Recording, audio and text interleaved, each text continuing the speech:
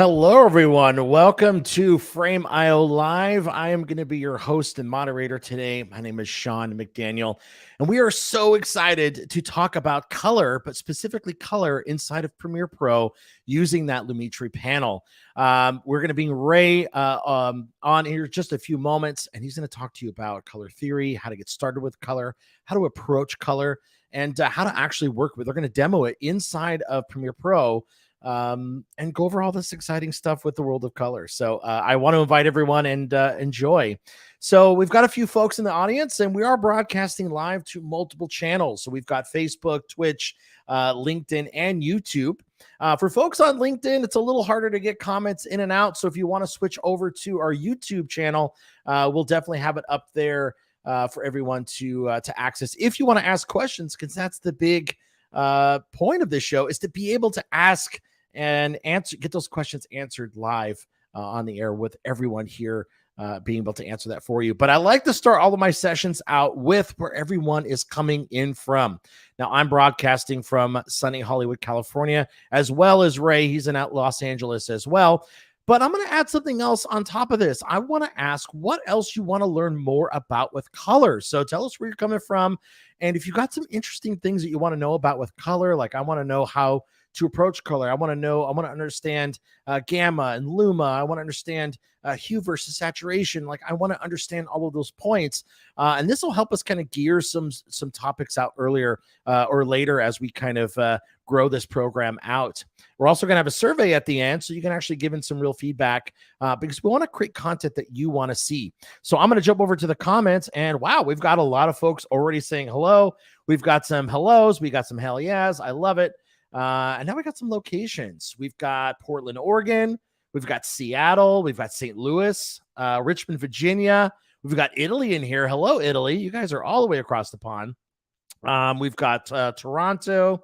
I struggle with color grading basics. Information and color grading is the best. I totally agree. You're going to learn a ton in this session. I know I've learned a lot already. We've got Austria, another LA. Hello. What up, LA? Aurora Films in Lititz, Pennsylvania. I think that's what it is. Correct me if I'm wrong, Scott. I might be wrong. London, UK. We got Vancouver. We got Australia. It's 3M. Holy guacamole. San Diego. Another LA. Wow. Lots of folks chiming in. Input LUTs for different creative looks. We're going to talk about those as well. And Ray's going to be able to be a wealth of knowledge and information. How to correctly monitor color. That's great. Welcome, Nashville. So many folks. I love everyone chiming in. And there's a lot of you all today. So I'm really, really excited for all the stuff that we've got going on. But all right, let's start with jumping kind of into this. And I always like to start with a little bit about what Frame.io is. And the bulk of this conversation is going to be about color, but everything's going to be based off of bringing your assets from Frame.io. But overall, color is so powerful. It can evoke emotions, it can create a feeling, and it could really set up a world with some thoughtful choices in the color spectrums. And color could be presented in its truest form with simple corrections, or you could completely alter or change the appearance of something with just a few clicks. Now, making these decisions can be extremely tough if you're not equipped with the right tools or knowledge. You may find yourself endlessly trialing until you find the right answer. And I can't tell you how many times I've color corrected something, and I didn't have all the basic knowledge on color and how to adjust things properly. And I felt like I'm constantly chasing a look. And today we're going to explore how color grading fundamentals inside of the Premiere Pro application using Lumetri, you can apply this knowledge for your future projects. Now, to drive this workflow, we're going to show you how to work with the Lumetri panel within Premiere Pro, and we're going to show you how to bring those assets in from Frame.io. So I always like to start with what is Frame.io. But before that, let me jump into our agenda here. So we're going to talk about the value of Frame.io, which I'm going to go into here shortly. We're going to talk about the basics of additive color theory and how to approach color grading. And then boom, we're going to jump right into a demo. And I think you guys are really going to enjoy this. And of course, in true Frame.io Live fashion, we're going to open it up for Q&A at the end. But the big question is, what is Frame.io? And this is a big pain point for a lot of video creators, and that actually video and photo creators, is that all of your stuff can a lot of times end up on a lot of separated systems. You may have stuff on Dropbox, on Google Drive, on Box, on some stuff maybe on Frame.io. And Frame.io really brings all of your creative assets in one place. And it's a centralized hub that you can bring in all of your creative collaborators into one space. So you can work with everyone on a much easier platform. You can leave comments. You have fast, robust uploads as well as downloads.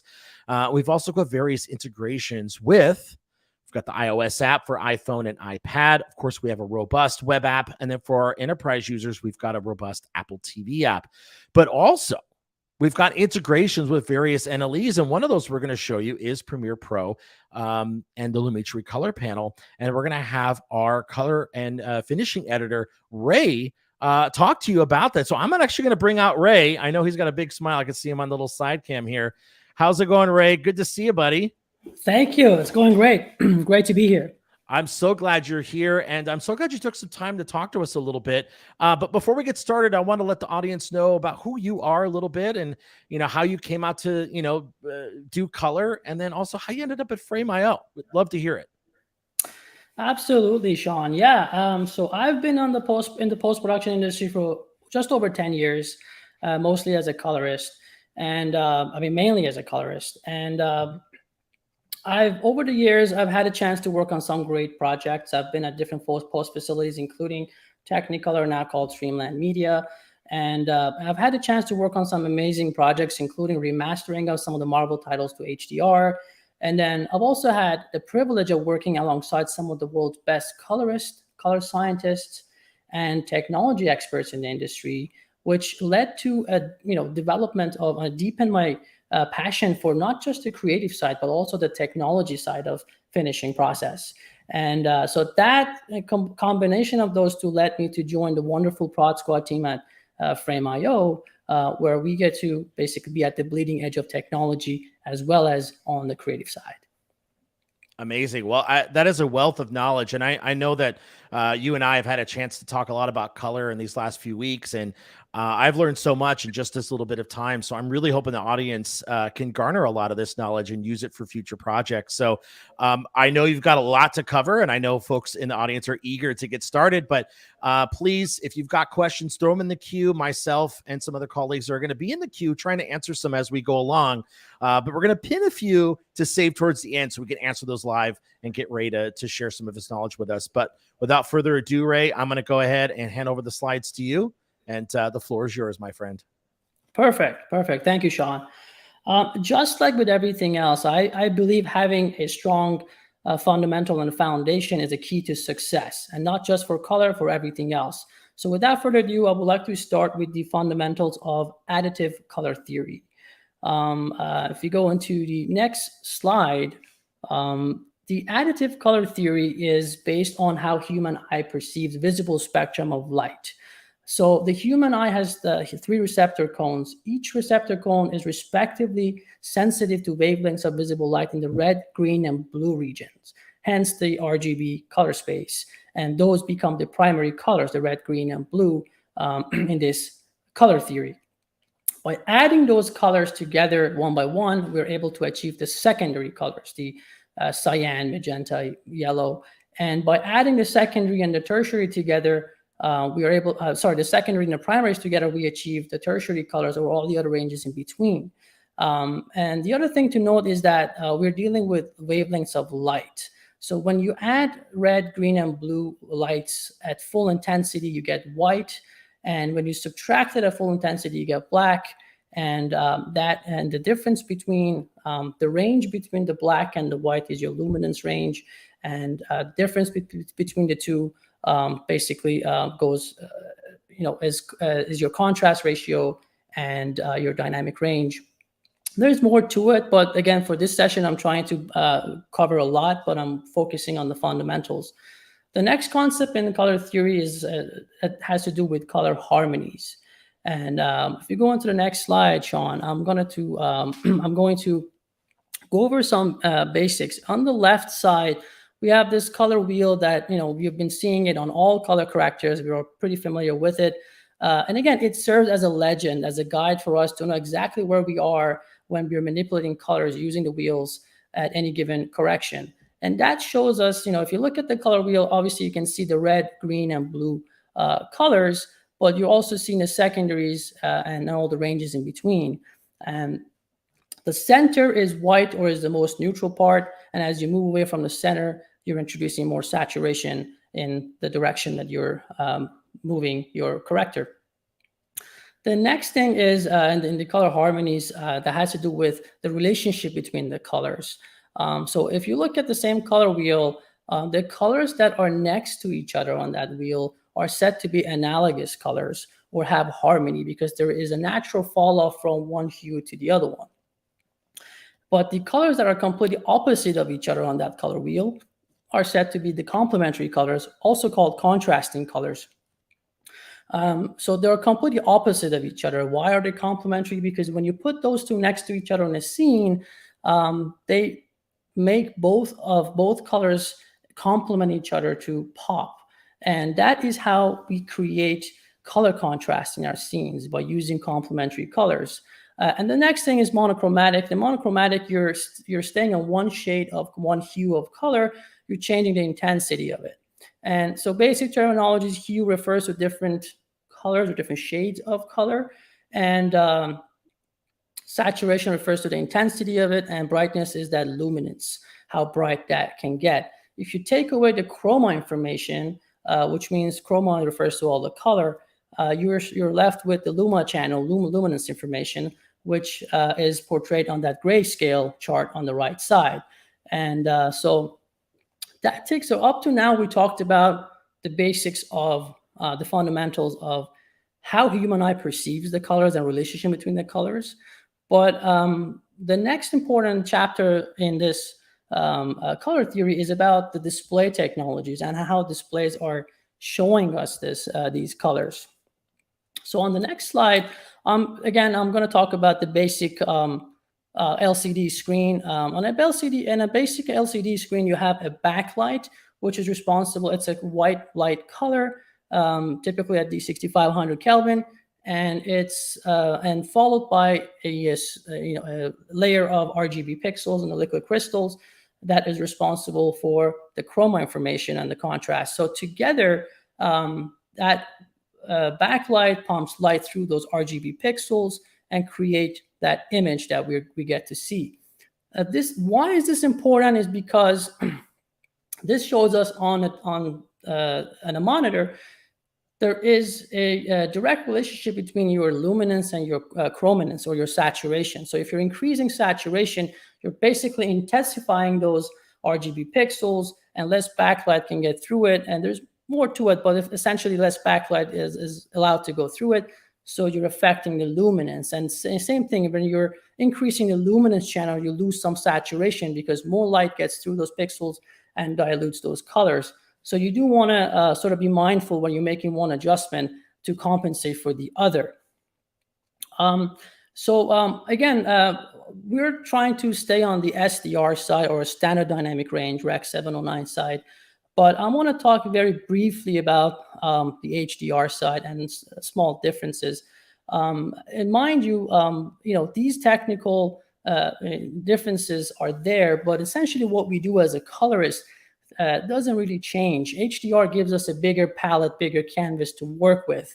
There are some minor differences, but the process is essentially the same. One of the fundamental, obviously, if you look at that CIE chart that we have on the screen, that entire range of colors is what is the visible light spectrum that human eye can see. And the triangles are different standards of what our displays are capable of showing. So Rec. 709 is a wide triangle. So in a Rec. 709 as standard dynamic range specification, we can only see what's within that triangle, the white triangle in the center. And when we move to a P3 color space, which is a wider gamut, we're able to see more shades of green, red, blue, and ranges. And hopefully when we get to the Rec. 2020 space, hopefully in the future, we get to see displays that are fully capable of showing 2020. Then we get a more true to life colors on our screens. So SDR is a Rec. 709 color gamut, gamma encoded content in 2.4 at 100 nits. That's the mastering spec. And one of the fundamentals issues with SDR is that, let's say you have a lower third on your screen that's white. That white in Rec 709 becomes the brightest thing on your screen. So if you move away from your 100 nits, which is nits is a measure of luminance on your screen, how bright it can go. So when you master your content to that 100 nits and then it reaches someone's home on a television, that lower third is now become the brightest thing on the screen, because white is defined by the maximum luminance on that gamma encoded content. So PQ would try to address that, not just by PQ. Obviously, PQ is a perceptual quantization. It is a newer standard as defined by SMPTE 2084 and SMPTE 2100 for high dynamic range mastering. And obviously, we're moving from the Rec 709 to P3, which is a D65 P3, which is a larger color gamut. We also moving away from a lower dynamic range to a higher dynamic range. So in an SDR, you might have been getting, maybe 6 stops of dynamic range. Think of it as like, 6 or 7 shades of gray. In an HDR space, you can get 10 plus, depending on your display, shades of gray. So you're able to create more depth in your image, more realism with it. But one of the fundamentals, one of the things that HDR tries to address is by ensuring that we have more control, more creative control on our final output throughout the entire chain of the process. And so in that example that I gave you with the lower third, so if you apply the same lower third in an HDR space, you're actually able to assign a code value in terms of how bright you want that lower third to be. Do you want it to be at 200 nits, 300 nits, or 400 nits? And that code value gets encoded into your final render. So when that signal hits a television that's capable of showing, or a screen that's capable of showing 1,000 nits, it can read that value and knows that white is supposed to be at 300, and it will show you that at that level. So that is the idea behind it. And obviously, we're also moving away from, currently most of our displays, all of our displays are capable of showing, mastering displays or broadcast mastering displays that we're using for HDR are capable of showing D65 P3 color space. We master to a D65 P3 space, and then we contain that in a bigger Rec 2020 space to kind of future-proof that. So when we get to a stage where all of our displays are capable of showing 2020, we don't have to change this standard. So that's just the basic of some of these technical information about the HDR versus SDR. I'm going to recap very quickly right now. We talked about the fundamentals of color theory, including complementary colors, analogous colors, and how human eye perceives it, how display technologies basically are able to show us an image. And then I'm going to move into another concept, which I think is very important when it comes down to us colorists, and that is the psychology of color. This is something that I don't see a lot of people talk about. And since we are on the fundamentals, I would like to brush up on this subject, which is, and I encourage you to actually research this a little bit in depth and so have a thorough understanding of these meanings, because what happens is that colors have an impact on us. They impact our mood, our behaviors, that evoke certain emotions, that remind us of certain things.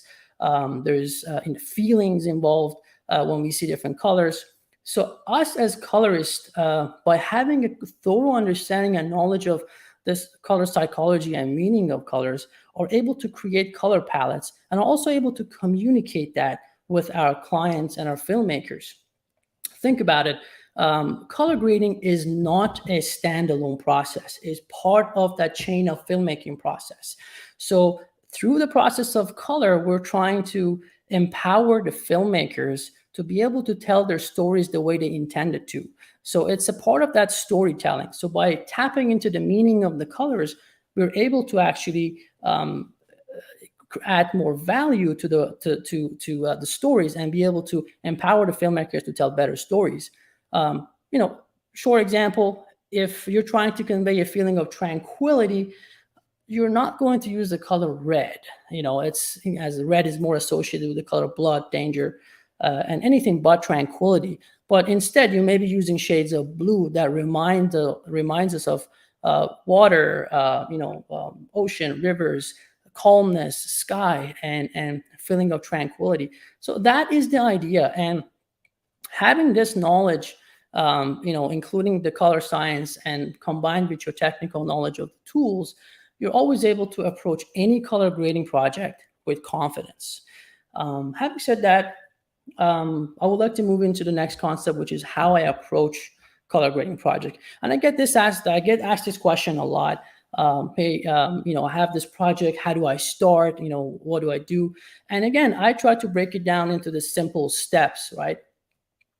Always start with story and the original cinematography, because that's what you have to work with. In essence, color grading is an extension of cinematography. So I always start with the offline dailies look and whatever they have been looking at, because that is what the critics have been looking at for however months, and that is what they're used to, and that becomes their point of comparison. So I want to know the limitations of that look, whatever that is. So always ask for the same LUT that was used throughout filming of that project, as well as any dailies or anything they had. So what they've been looking at. So if I have a LUT, I take that LUT and then I basically refer to my color theory and color psychology to understand, what genre of a film is this? Even if it's a corporate video, we're always trying to tell a story. What is the story? What kind of a feeling are we trying to convey? And what emotional response are we trying to get from the audience?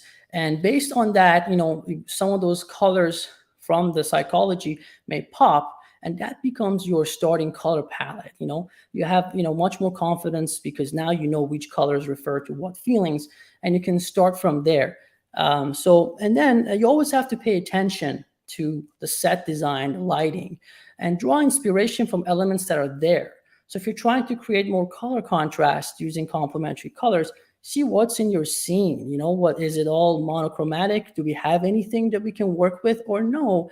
And do we have to artificially create some color contrast or different ways of contrast and adjustment, again, with paying attention to the story? And that gives us enough information to be able to ask the right questions from the filmmakers, and then once we engage the filmmakers with asking the right questions, then we can confidently start the grading process. And what it is, typically what I do is I get the LUT that the production has been using. Mind you, given that LUT is not doing anything too funky, or it's not compromising the image quality as much as beyond what it should. And I get that LUT, I apply it to the conform timeline, and then I go through it, and based on the story, based on how it is filmed, I balance the scenes. Once you balance the scenes and apply that, then you refer to the color psychology. Then I can start adding some overall look adjustments. Maybe the story is about this person who's running away from darkness, and now it's reaching the top of the mountain, is freedom. And now I want to have two color palettes, one for the darkness part of it, which was cooler with cooler undertones, and then one for when it reaches the freedom. And I try to adjust my overall corrections to adhere to the story. And then all of a sudden, even though we started with the same LUT as the production, we are already at a much better place. So I start my process with that. And also, I have some other LUTs and presets that I feel that I have it in my toolbox. And I encourage you guys to save different presets and different looks that you're creating throughout your time. Also, befriend yourself with color scientists and other experts and colorists in the industry. Try to understand how these LUTs work and different looks, and have some tools in your toolbox. So I also have that on the side, but always start with what I changed, and then I get into the session. Once I start the session and I audition that look, what happens is that I'm already showing a better version of what they have been looking at.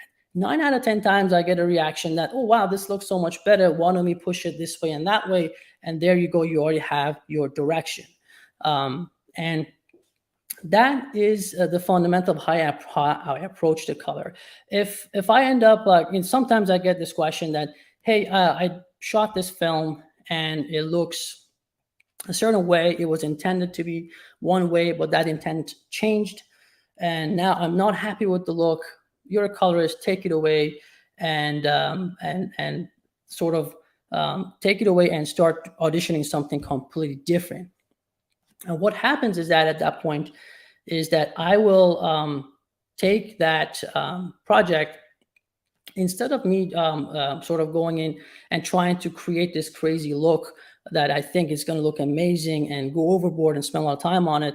If I do that and I audition it to the filmmakers, that look may be so different than what their starting point was, that now they're going to start saying, well, this is maybe too extreme, and maybe backtrack a little bit. And at that point, you're giving your creatives 2 points of comparison: their starting point that wasn't approved, the new one that wasn't approved, and now another one, and through that process, it's very easy to lose that trust in the process, as you want to make sure you trust the process and you create that trust. And that's what that is. I think I'm seeing some questions that. Yeah, I was just going to jump in. One in particular, because we've talked about LUTs quite a bit in this session. There's a couple of questions that came in, what exactly a LUT is. And I know there's different variations of how you would use a LUT. So I'm just wondering if before you hop into your demo, just to give a quick overview of what exactly a LUT is. Absolutely. So LUT stands for lookup table. It's essentially a translation. So when you're shooting when you're filming on any modern camera, that is capable of filming in some sort of a log format. So on a Sony, you can set your camera to shoot in an S-Log3, sgamut.cine. On a Canon, it could be a C-Log2, C-Log3, so on and so forth. Those log formats are designed for the sensor of the camera, designed to capture as much information as possible, and it's designed for the capture format. They're not designed to be displayed correctly. So when you get that information from the camera and you put that video on your monitor, it looks washed out, it looks grayish, it looks incorrect. So a lookup table is a translation. So that camera format, that log format, we call it scene referred format, because this is how the scene was. This is how the camera was seeing stuff at the scene. It's the input format. And then the lookup table takes us from scene format to a display format. So if you're looking at a Rec 709 Gamma 2.4, typical monitor SDR display, a lookup table converts your footage effectively from that log format to what your display is capable of showing. So now you're looking at you're monitoring correctly. So most camera manufacturers, they do provide these basic form of LUTs for their log formats that you can download from their manufacturers. And that could be one of your starting points.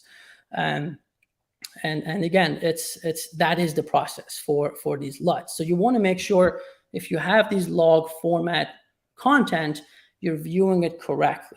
And then there's other variations of LUTs. These are technical LUTs that do a conversion to make sure you're monitoring correctly. And then you can have creative LUTs. So you can get the same LUT, add some adjustments, maybe cool off some of the undertones, introduce some more saturation to it, maybe orange and teal, typical Hollywood action sort of look that we see. You can start modifying that look, and you can also re-export that as a LUT or save it as a preset, and that becomes a creative starting point for you. So that's what I mean by having some of these different LUTs, different palettes in your toolbox, because essentially what you want to have is a toolbox full of tools to be able to use, and these can be collected over the years. And then we can get more in depth in terms of LUTs and what to look for. There's so many bad LUTs out there, so many good LUTs out there. So LUTs have resolutions, and we can do a whole session on LUTs if we need to, and which I don't think we're prepared to do in this session. Yeah, no, I know. We definitely want to get into the demo because I want to make sure there's enough time to go over the panel. And you are going to be adding some LUTs to some of this footage, so I think this would be a great time to kind of pivot over. Yeah. Keep those questions coming in; they're great. We're queuing them up for a little bit towards the end. But yeah, please. I'm going to pull up your screen here, Ray. If you want to pull up your Premiere platform, there we go. I'm going to go ahead and add you in. All right, perfect. Go ahead, take it away. Perfect. So we have prepared a demo here. Pretty simple. I have two scenes. One is this dancer shot, two dancer shots, and followed by this little cafe scene of this gentleman looking at his computer. Very simple, but there is a twist, just like everything else. And I'm going to go over, this is the final color graded look that I was able to achieve. And I'm going to backtrack and tell you what I did in my process. But before doing that, I'm going to go over some of the setups of the actual Lumetri panel. So when you first open up your Premiere Pro, you can access the Lumetri panel by going to Window, Workspaces, and Color. So when I do that, it opens from my screen, depending on the screen, this is what I see. Obviously, I have my effect controls on the right and projects and timeline and my program monitor and my Lumetri sort of panel on the right side. And then you can further customize this based on your need and your application. If you're using dual monitor, not using dual monitor, and that kind of a thing. So I've actually gone and customized it a little bit further, called it Ray Color. And that's what I did. I want to be able to have a bigger picture program monitor here. And I have my effects control on the left side, my program in the center, Lumetri on the right side. And then I have my scopes down here, timeline if I need to make any adjustments, and everything else. So this is enough for me to be able to do my color correction. And I know there was a couple of questions came about monitoring properly and things like that. So if you are serious about color and you're trying to invest, one thing you do want to do is you want to get yourself a broadcast. And there is a list of hardware available on compatible hardware on Adobe's support platform. But you can essentially get an AJA or a Blackmagic broadcast video card. Both are compatible. And that will get you a correct broadcast signal out to your grading monitor. So you connect that, and then you connect your calibrated grading monitor to that, and that's the one you use for judging your colors. And then if you're on your GUI monitor, for example, for me right now, I'm on a Mac, and my Mac is in a P3 space, but my broadcast monitor that I'm using for grading is actually set to Rec 709. There's differences between the two, and I want to make sure if I take my eyes off of my broadcast monitor, come back to my GUI, which is what you're looking at, the user interface, those two are in the same range. And the way I do that by going into Premiere Pro and to the settings, general, by enabling this display color management. And what this does, it basically makes up for, it adds a small tone mapping between the display, which is P3, and the Rec 709 grade. So when I take my eyes off of my my broadcast monitor and come back to my user interface, I'm looking at a comparable image. That's one way of doing it. There's also presets for Rec 709, depending on your monitor you have. But we can get into the concept of calibration, but it's very important to have a calibrated broadcast monitor. For that reason, I'm suggesting to have a broadcast breakout box, video output card, and a broadcast monitor that you can trust. So now that we talked about the basic setup, I'm going to just go over what I have done here. So over here on these clips, I added an adjustment layer, and I put my LUT on the adjustment layer. And at the clip level, I've done my corrections. And if you look at my clip, I clicked on it on the left side, you can see all my different Lumetri layers that I have added to achieve my final color correction. And I've labeled them 1, 2, 3, 4, 5, so I can easily keep track of it. So one of the things that I always do is I try to keep my color corrections as organized as possible and label them. So that way, when you have a more complex timeline and you're copying and pasting grades, you can easily know which layer is doing what. And I try to limit what I'm doing in each layer, so I'm not doing too many corrections in one layer and not so much in the other one. That way, they're equally as important, and I can easily backtrack. So what I've done here, I've added my LUT. This was again a camera manufacturer LUT. These shots are all done on. These were filmed on red VRaptor XL in G310 log and in red white gamut. So this is how they looked off the camera. This was my log timeline. Again, this is an incorrect way of viewing this, but I'm just going to show it to you right now. First thing first, I'm going to click on new item, add an adjustment layer, click OK, bring an adjustment layer on top. I'm just going to go in 2 sections. I have 2 scenes. So on that adjustment layer, I'm going to add my LUT. And this was a LUT that was provided. It was used throughout the editorial process. And I believe it was a camera manufacturer LUT. And so again, like I said, you want to start from the starting point of the creatives. And so when you click on the adjustment layer, you come off to the right side of the Lumetri panel, you have a basic correction, and you also have a creative. Those are 2 places where you can apply LUTs. And in this case, because I'm only going to apply the LUT in that adjustment layer and not do anything else with it, it does not matter. And I'm going to use it, put it in the basic correction. But if you are using a creative LUT that does some colors or taking you from one color palette to another, then you can apply that in the creative tab, and it will give you control over the intensity of that LUT and how it affects your image. So in this case, I'm not using that because my LUT is set to Rec. 709, and it's if I change anything in that LUT, then my output will no longer be within that 709. So I want to make sure everything stays in with standards. I'm going to go here. I'm going to go browse. And that is the LUT that was used. I apply that to that layer. I'm automatically looking at a better version of that image. Not bad. There's a few things. Obviously, we need to make some basic adjustments. I feel like we can do some exposure adjustments, some color temperature adjustments, and things like that, as I have done in the other clip. And there's one other big difference, and that is this one is purple, this one's not. So it wasn't shot purple. And I was provided a reference to match this to. And I go into my Frame.io panel, and very quickly, I'll go into my project. And I'm going to look at a reference that I've been given. I've been given one reference, which is this image. I'm going to download it, and I've already downloaded it anyways, but I'm just going to replace it. And that is the reference image that I've been given to match these sections to. So somehow, it was shot one way, but then the editorial decided to take it to a different direction. First thing first, I'm going to make some basic adjustments.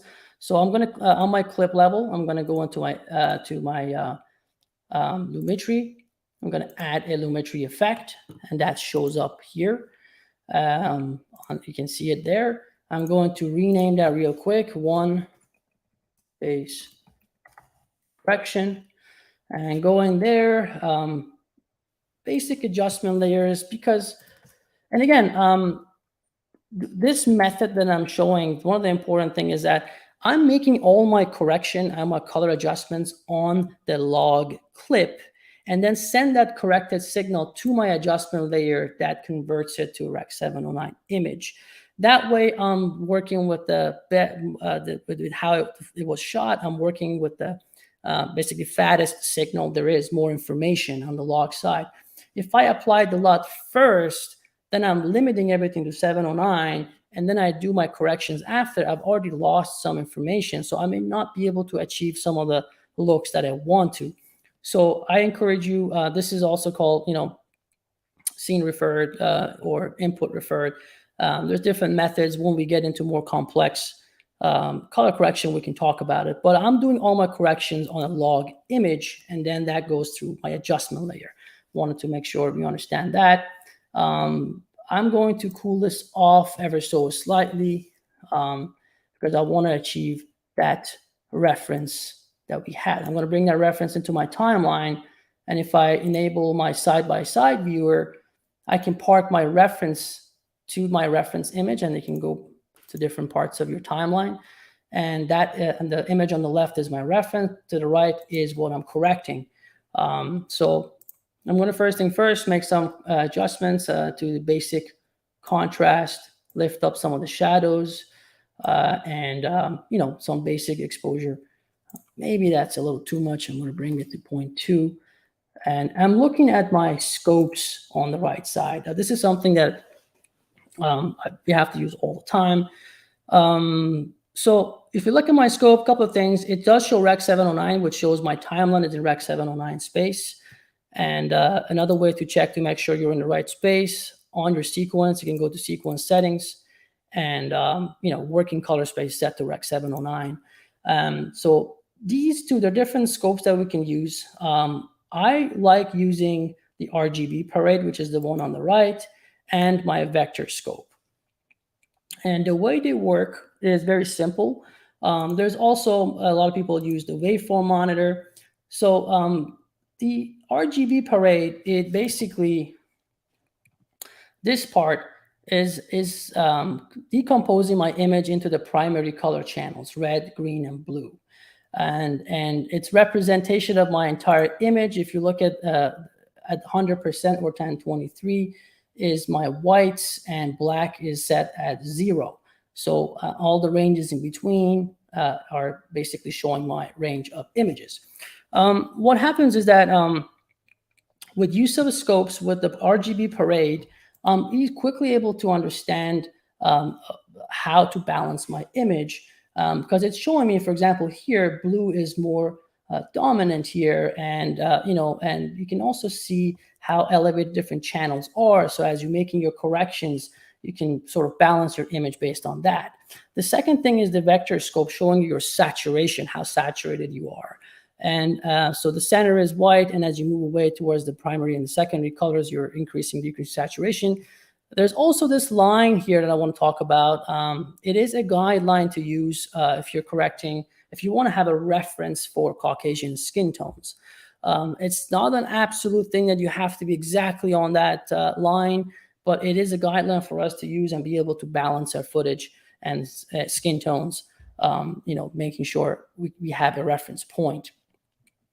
And the waveform monitor is essentially the same thing as the RGB parade, but all the red, green, and blue channels are basically composited on top of each other, representing your image. And that is that. I'm going to take that off. So now that I've done some basic correction on that image, I'm going to add another quick Lumetri panel, Lumetri effect. I'm going to rename that number 2 and call that purple. This is where I want to introduce that color purple. If you look at this image, obviously everything in the background, there's a blue backlight, except for some of these other ones on the top. So everything falls in that blue range except for my actor. So it's very simple, easy to isolate him without even needing to go into any crazy tools. And I'm going to do that simply by going into curves, going into my hue saturation curves, and hue versus hue. And I'm going to do this a little backwards, but I'm going to select the eyedropper tool and see where that skin tone is falling. And it's that range that's selected on the hue versus hue. So I'm going to leave that alone and then start manipulating all the other colors that are around him.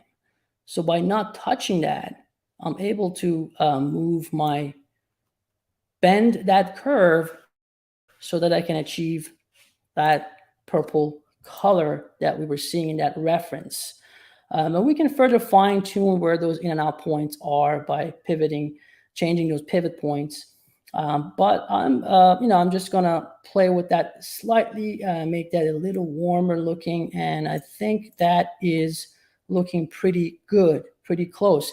And again, you could do this in multiple ways, but I always like to keep the process as simple as possible. If you're able to achieve the look that you're after in less steps, that's preferred because it keeps your work much cleaner. And like I said, keep things in motion and try to watch your clip in motion, see how it is. So it's more washed out at the beginning because of all the lights and the haze, and it gets better to there. I'm also seeing some heavy vignetting that I want to address. So I'm going to add another Lumetri panel, Lumetri instance. And what am I doing? I think I added one too many. I'm going to delete that, go back to the first one, and rename that layer number 3, call that my subject. And again, it's a process of it's grading because we're doing this in layers. And so what I want to do now is I want to throw a general window in the middle. And I want to like affect the center of my image towards the right where the subject is moving. And again, it's a pretty broad window, making sure my subject is still within it throughout that range. I don't need to track it based on what I'm doing. I'm not doing any heavy precision things that need to be tracked, but right here, I'm going to introduce some more contrast in that region. And I'm going into curves, to my RGB curves. If you're not familiar with curves, it's very simple. Over here is your blacks, over here is your whites or your highlights, and center is your midtones. And you're able to move it up, meaning increase. This one is luminance channel, so increasing your luma or decreasing your luma as you're changing it. You can also gang all 3. You can change the red channel, green channel, blue channel. This will affect your image differently. And you can sort of manipulate your images to the right. But I'm going to introduce some contrast by ever so slightly increasing the highlights and the mids and dropping the shadows. And I'm moving back and forth to be able to grab the right part of the image. I don't want this to be too much. And again, you can easily see before after of that one. And also before after where we started, where we got to, where we started, where we got to. Next, I'm going to leave it as that. And then I'm going to add another Lumetri panel. And this time I'm going to add some mid-tone detail. And the way I'm going to do that is I'm going to call this mid detail. I'm going to be using my HSL secondaries. And the HSL, its qualifier, you can select a region of your image based on 3 criteria here: hue, saturation, and luminance. And I'm going to grab that eyedropper tool and click it on some of the lower mid ranges around his arm. And you can see what area I have selected. It's not looking that good, but I'm trying to limit the boundaries of my selection just by luminance or how bright that region is. And I want the selection tool to be able to select all the hue and saturation within that boundary. So I'm going to turn off hue and saturation. And I do want to grab all the blacks to the mid shadows. And as I move to the left is blacks, and you can see it in that little gradient as well. Right is whites. And I'm going to extend my selection by softening it out to grab those regions. Not too much, but that is enough because I'm trying to take some of that milkiness away from the scene. And with that selected here in the correction, I have this vertical luma channel corrector, and I'm going to decrease that ever so slightly. And you can see what we're doing. We're just introducing a little bit more contrast, taking that milkiness away, decreasing the effect of haze ever so slightly so we get more pop. Simple as that. I'm going to leave it at that. And then the other thing that's like I mentioned before, as I would like to have more control over is that vignette. I think it's a little heavy and it's distracting me. So I'm going to add another Lumetri layer. I'm going to rename that layer. I'm going to call that positive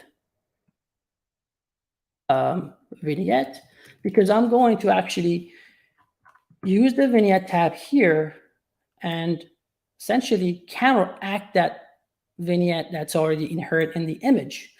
And I'm going to change my midpoint a little bit and feather that out. And maybe that's a little too much. I'm just going to decrease that to there, 0.4. And you can see what that's doing is taking the attention away from the edges and bring us back into the center. And that's it. That is, pretty much the correction I want to do on that image. And we can sort of obviously do more. But I want to copy these grades now to the second clip and see how they behave. And I'm just going to select that clip, right click, copy, and park it in my second clip, and essentially just click paste attributes. And I'm only going to select my Lumetri and making sure all my 5 layers are selected, and click OK. And voila, we have our correction to both of those clips. So Ray, I wanted to hop in. I didn't want to interrupt your flow. I know we've got a lot on this information here, but we are getting close on time, and I want to make sure I leave a little time open for Q&A. So if you want to cover the last 2 clips in just a few minutes, then we could start putting together these questions, because there's some really good ones in here, and I think you'll be able to flush them out really well. Absolutely. So perfect. Yeah. So I'm just gonna, for the last 2 clips, again, same process. My base correction first, then adding contrast, and obviously my LUT. I'm just going to go into the final, and I'm going to decompose what I had done there in the interest of time. So, basically, this was my Rec. 709 image. So as you can see, it was much warmer. I'm going to see if I can make that a little larger on the screen. So this was my Rec. 709 image using the lookup table that the production had used on set and during the editorial process. And then later on, when they finished the edit, I was instructed to, bring some more life into it. It's a beautiful image, but it's more on the warmer side, less saturation. And they wanted me to bring some more life into it. So I went through a process of creating some color contrast by using the elements that are there. And I'm just going to go over these layers very quickly. So first things first, I did some base correction real quick. Again, nothing to it. I can go over these real quick. Little white balance adjustment, a little bit of a hue adjustment. The image seemed a little more on the magenta side, so I added some green. Increased some saturation so I can have more control over it on the subsequent layers. Added some contrast. That's pretty much it. Some basic, so I can take it out of that, lift that layer of warmth away from it and create some separation. On the second layer, I went in and I affected the foliage. And I'm just going to basically do the same, do this real quick here. And I used the same hue versus hue to create that color separation.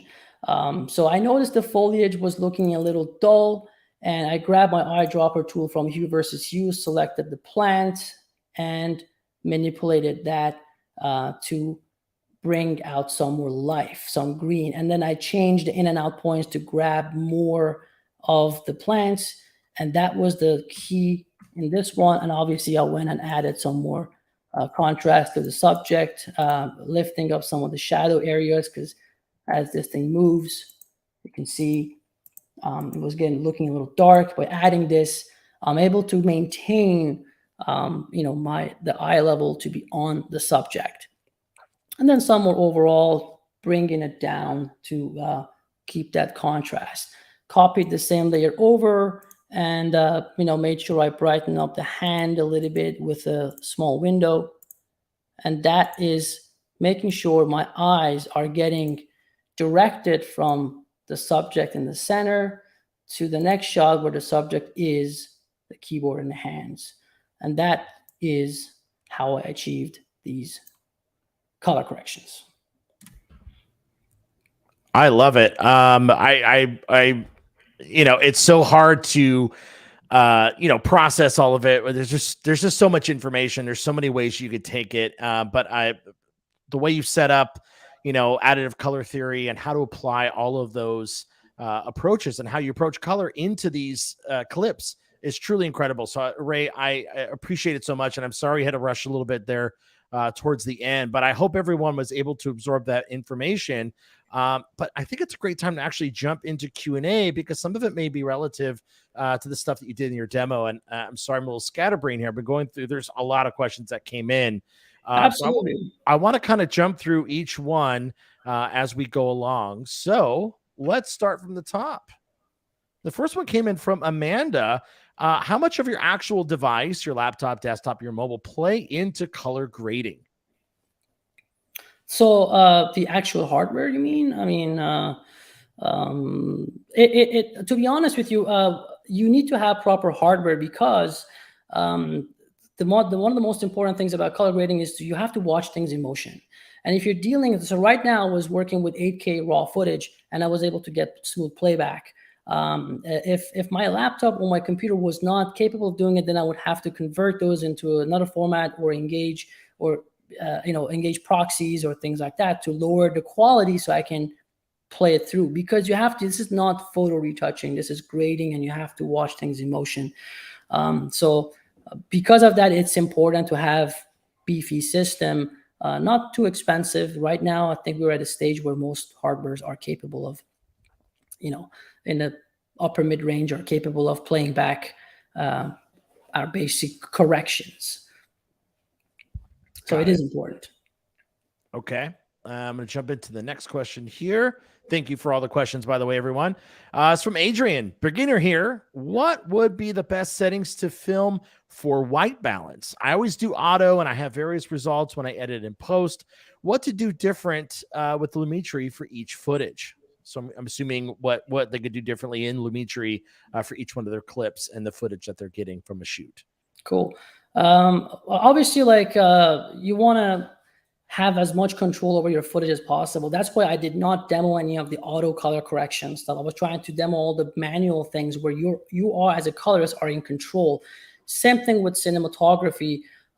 Rule of thumb, you want to stick to the standards, 3200 Kelvin when you're interior, or 6500 Kelvin, or you want to do manual white balances and make sure whatever that number is stays with your with your project depending on the scene and the lighting, so to keep things consistent. But if you're unable to do that, there are some basic tools that we can use. And if I can share the screen on the basic correction side, there's an eyedropper tool for white balance. If you have a white reference in your image, if you have something that you shot with auto white balance and you know that's supposed to be white, you can simply grab the eyedropper and select that.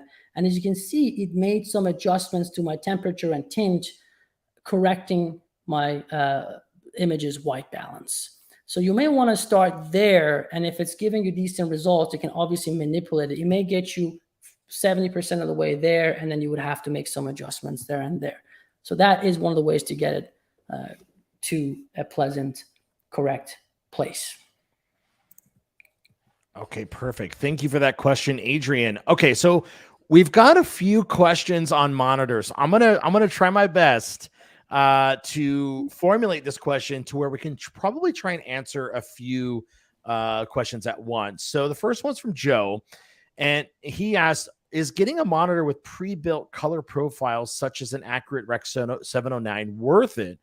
Or is calibrating that much better of an option? So I'm assuming that they're saying you want a monitor that's got accurate Rec 709, or is it we're just calibrating another monitor of that sort? And I'll show you the question so you can see it. Great. I'm going to answer this very simply. I mean, one of the reasons why we use these expensive monitors and reference monitors is because we want to see the imperfections of the image. We want to make sure if our signal has any imperfections, that is getting displayed on our monitor. If you have a consumer monitor that has built-in, it has, I'm not even going to get into these, but it has like noise reduction, for example, built in, and you have a noisy footage and you're judging it on that monitor, you think your image looks good, and then you render that out and it's not. So you want to make sure your monitor is, it's a proper monitor that's showing you all the imperfections. And the calibration, regardless of whether my monitor has a Rec 709 profile or not, I have a calibration system that I use There's professional calibrators that you can hire. You can also buy different devices like a C6 probe and Calman and whatnot, and sort of at least put on your display to see where it is at. Is it hitting? Is it calibrated out of the factory correctly, or was that one skipped by one of the workers at the factory? So you want to kind of make sure those elements are there. So that is how I would approach it. Okay, so to jump on the second part of that question is, if you don't have a broadcast monitor and you need to rely on a computer monitor, what's the best way to make sure that we see the most accurate color? It looks like State of My Films uses a spider to balance all four monitors. Oh, I'm sorry. We use spider to balance, and all four monitors are looking a little different. Yeah. Again, that becomes a question of monitor calibration. I think the most important thing, for example, if you are sticking on one ecosystem, let's say you're on an Apple ecosystem, there is a level of consistency that we've been seeing with most Apple devices, especially on a more expensive side or mid-range, even mid-range throughout. Even if you get a $280 iPad, basic iPad, and you look at that next to a 7-run broadcast, it looks very comparable. So you want to I would start somewhere there if that's possible. And also, like, in terms of calibration, you need proper Spider may be designed for calibrating your monitor for print. You want to make sure there are different calibration devices and softwares. Calman is the one that's being used in the industry, widely used in the industry, with more expensive probes. The cheapest one that I would probably use is the C6. And that is giving us consistent results. Depending on your monitors, if they're exactly same model and same brand, they should be relatively the same. You may have to do some perceptual matches between the two to ensure you're actually viewing them correctly.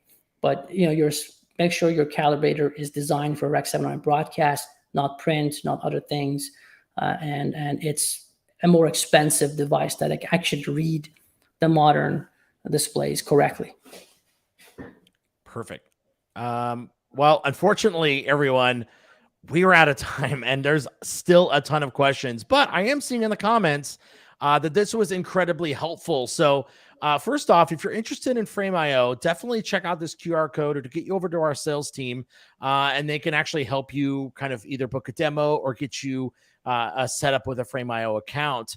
But also, since you've learned a lot in this session, I always like to hear from you. So if you want to know more about color, and if you want to give us some feedback on our sessions, we want to know more about what you want to learn. If we could tailor these conversations to be something more specific that you want to know, we can make that happen for you. So please check out this QR code as well. Answer that survey. We'll be able to formulate some more content to help you with your journey. But I do want to take a moment and say thank you so much to Ray. It's such an incredible wealth of information, and color is a huge amount of information, and it's just a whole different world. It's its own career, and you've made a career here at Frame.io on our Prod Squad team. So I personally thank you so much for joining us today. Thank you. And make sure you check out our next color webinar happening on August 23rd. We'll be covering ColorFront. Yes, I said it, ColorFront. We're going to have a rep from ColorFront on there, as well as Ray. Ray will be joining us again, and we're going to be talking about the color grading tools there. We also have more color sessions happening in the next few months, so keep your eye out on information on that. We're going to be sending out emails for everything else. But I do want to say thank you to everyone that's joined us for this session. We're sorry if we ran out of time, but again, thank you for joining Frame.io Live, and make sure you check out the Frame.io Live Hub. We have a lot of different sessions that are available to learn more about Frame.io and to learn more about this industry. Thank you so much, everyone. Have a great day, and we'll see you soon. Bye-bye.